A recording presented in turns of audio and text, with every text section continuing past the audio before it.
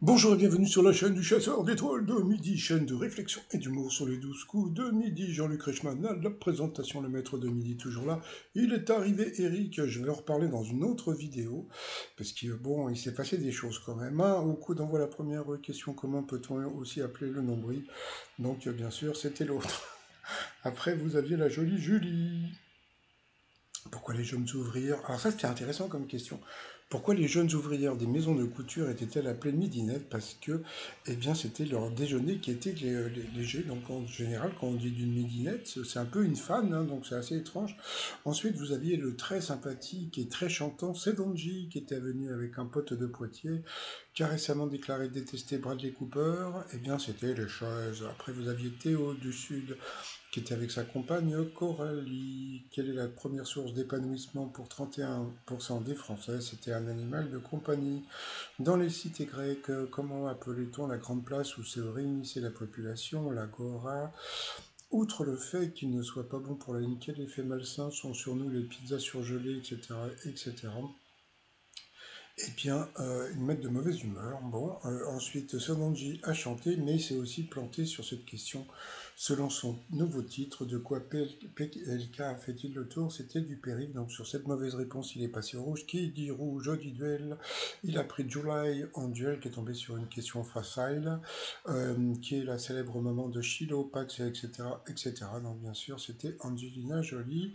Donc ensuite, eh bien, Julie, Emilien et Théo se sont retrouvés pour le coup par coup. Quel héros de dessin animé est un oiseau? La mauvaise réponse était Plumette. Ensuite, quelle célèbre organisation a bien associé bien associé à ce que signifie le loi de son sigle?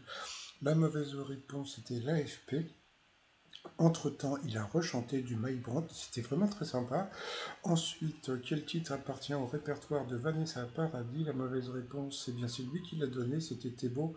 Donc sur cette mauvaise réponse, il est passé au rouge. Qui dit rouge du duel? Il a pris July en duel qui a eu droit à la pupub. Donc on revient après la pupub. Allez, retour de pub. Alors quelle question va-t-elle avoir? Alors c'est parti. À l'origine, quelle œuvre est Germinal? Donc elle a dit un livre. Bon, moi je voyais pas autre chose. Eric a dit que c'était un chant révolutionnaire. Bon, d'accord. Sauf que, eh bien, Émilien a confirmé. Donc, qu'est-ce que ça veut dire? Ça veut dire que, comme la bonne réponse était bien un livre, hein, moi je voyais pas, j'avais jamais entendu parler de cette chanson révolutionnaire. Peut-être que ça existe, hein, mais peut-être qu'à l'origine c'était un livre. Et donc, à partir de ce moment-là, eh bien, Émilien aurait été éliminé. C'est Jean-Luc Reichmann qui l'a bien précisé, hein, sur cette mauvaise réponse, hein, pour que ce soit Emilien ou Eric, eh bien les deux auraient été éliminés. Bon, bah passons. Ensuite, alors coup fatal. Bon, on va se rendre compte un petit peu de ce qui se passe, hein. Soyons honnêtes, hein. Donc bon, vous avez les gens qui viennent pour passer à la télé ou on ne sait pas pourquoi, et puis vous avez un champion. Donc bon, bah, j'ai rien du tout contre Julie, mais bon, elle est venue vraiment pour passer à la télé. Bon, allez, on est parti sur les questions. C'est pas dans quel sport? Donc ça, c'était pour lui. Bon, c'était le handball, balle, pardon. Comment appelle-t-on la structure qui sert à accrocher une balançoire? Alors franchement, donc déjà la pauvre, c'est pas en mettant une question comme ça, pas évidente, bon c'était le portique. Ensuite, quel véhicule est emblématique des Hells Angels? Ça l'a pas trouvé, c'était la moto. On continue dans le calendrier républicain. Quel mois se situe entre Germinal et Plérial? Elle a dit mars. Ah ouais, mais franchement, Julie, j'ai rien contre vous, mais bon, si vous êtes venu pour passer à la télé, vous n'êtes pas venu pour jouer, parce que franchement, mais je dis pas spécialement pour elle, hein, je dis pour tous les candidats. J'ai une question. Combien de candidats des 12 coups de midi viennent pour jouer vraiment pour essayer de battre le maître de midi? J'ai pas l'impression qu'il y en ait beaucoup, hein. Bon, ensuite, sachant qu'en voiture on accélère, donc avec quel pied freine-t-on à s'est planté? Quel nombre de meubles est aussi désigné une liste de multiplication à la table? Elle a trouvé de qui Maurice Côte de Meurbuck fut-il Premier ministre? C'était De Gaulle, donc c'était plutôt facile pour un étudiant en histoire. Et quelle couleur associe-t-on au canari jaune? C'était pour elle, quel roman adapté au ciné par Daniel Day-Lewis? est issu des histoires de bas de cuir. Emilien n'a pas trouvé. Pourtant, Daniel Day-Lewis, en général, son film, l'un des films les plus connus, hein, c'était Le Dernier des Mohicans, donc il n'a pas trouvé. Comme il n'a pas trouvé, toc, tout de suite après, ils lui mettent une question facile. Quelle ville est la capitale de la Tchéquie? Donc c'était Prague, bien sûr, pour elle. Dans quel département se dresse la baie de Jumièges? Comment veux-tu qu'elle connaisse ce truc-là? Franchement, bon, la pauvre, ils lui mettent des questions super dures. Quand on se marie, c'est pour le meilleur et pour le pire. Elle est pour lui. Quel est le plus vaste État des États-Unis? Il l'a trouvé pour elle.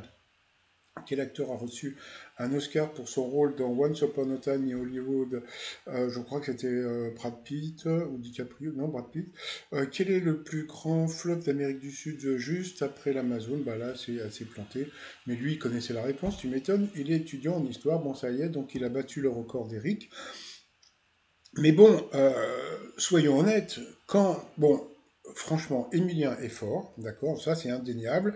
Il a énormément de culture, hein. Bon, comme je le dis, c'est une éponge, hein. Dès il apprend un truc, ça retient. Mais bon, je suis désolé, à vaincre sans péril, on triomphe sans gloire, parce que bon, qu'est-ce qu'il a en face de lui? Eh ben, en face de lui, il a des gens qui viennent juste pour passer à la télé. Il n'a pas des vraies personnes qui viennent pour jouer, pour essayer de le détrôner. Donc, c'est pas grave, hein, c'est le jeu, ma pauvre Lucette. Allez, ensuite, coup de maître. Bon, allez, dans Game of Thrones, de quelle créature d'Anaïs? Bon, ça c'était facile, c'était bien sûr les dragons. Ensuite, comment appelle-t-on la pierre cylindrique avec laquelle on affûte les couteaux, la meule? Encore deuxième question facile. Comment se prénomme le fils et l'unique héritier de l'homme d'affaires Jean-Luc Lagardère? Il a dit qu'il connaissait pas. Ah bon, Arnaud Lagardère, il est hyper connu, mais bon, c'est pas grave. Ensuite, en 2023, la Française Nina Métayer est devenue la première femme au monde à être sacrée Grand Prix d'Angoulême. C'était évident, c'était meilleure pâtissière. Et ensuite, il y a eu la question du petit Lino. Alors, dans le Marais Poitevin, que peut faire apparaître les bateliers en remuant la vase avec leurs pigouilles?